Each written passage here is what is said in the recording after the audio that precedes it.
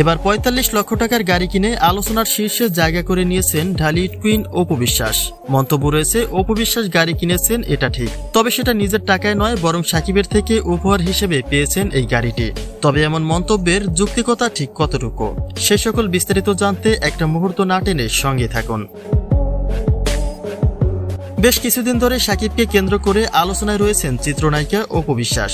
ধারণা ছিল সাকিব অপুর পথের কাঁটা বুবলি, আর তাই বুবলিকে সরাতেই অপুর সাথে পরিকল্পনা করে সাকিবের তৃতীয় বিয়ের ঘোষণা দিয়েছিলেন কিং খান।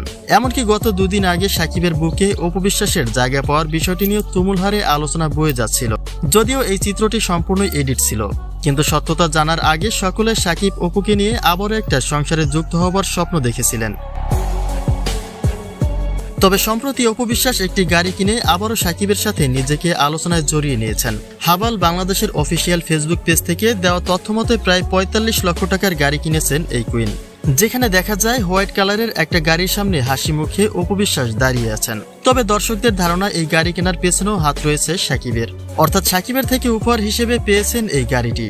কেননা সম্প্রতি তুফান সিনেমার সফলতা একেবারে আকাশচুম্বী, আর তাই হয়তোবা খুশি হয়ে অপু বিশ্বাসকে এই গাড়িটি উপহার দিয়ে সম্পর্কের গভীরতা আরও কিছুটা বাড়িয়ে নিলেন কিং খান।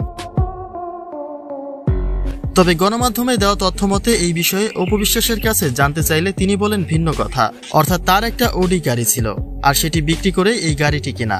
যেখানে তার কাছে বাজেট সম্পর্কে জানতে চাইলে তিনি বলেন, ওডি গাড়ি বিক্রি করে তার কাছে যে অর্থ ছিল সেটা দিয়ে এই গাড়িটি কিনে আরো কিছু টাকা সেভিংস হয়েছে।